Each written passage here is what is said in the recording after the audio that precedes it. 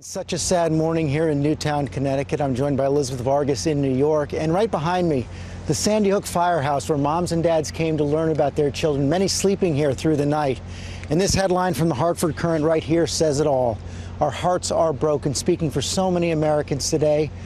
Over 20 little children dead, more adults died after the worst shooting ever at a grade school. Here is what we know right now.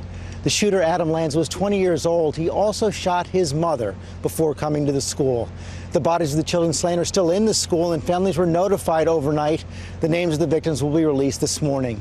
You're going to look now at stills from the vigil right here in Sandy Hook last night, a scene of so much unimaginable grief. There they are right there, the families, the community coming together to pray for their children, those who were lost, to remember them, to try and comprehend what happened here in Newtown, Connecticut.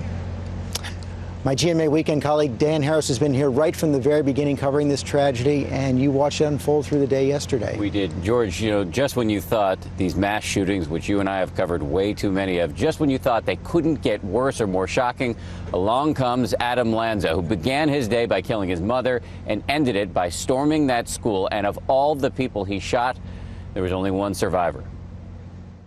9:40 a.m. Reports of gunfire at Sandy Hook Elementary. Sandy Hook School. Callers indicating she thinks there's someone shooting in the building. Police say 20-year-old Adam Lanza, seen here as a teenager, wore a bulletproof vest and was carrying at least 3 semi-automatic weapons, including a rifle. Everybody was a little scared, crying, and I felt actually a little sick. Within 5 to 10 minutes, the first SWAT teams arrived. Yeah, these units in the school, I got bodies here. Officers helped teachers lead several hundred students to a nearby fire station. When the policeman came in to get us, he told us to close our eyes and, like on the picture on the news, do this and run. At 10:30 a.m., President Obama was briefed on the situation while police discovered a second crime scene. The shooter's mother, Nancy Lanza, who authorities believe may have worked at Sandy Hook at some point, was found dead. Police say Adam Lanza shot her before he stormed the school. Around noon, ABC News learned that Lanza had killed 27 people, most of them children, before turning the gun on himself. Shortly after 3, the president addressed the nation. I know there's not a parent in America who doesn't feel the same overwhelming grief that I do. The majority of those who died today were children. Beautiful little kids between the ages of 5 and 10 years old.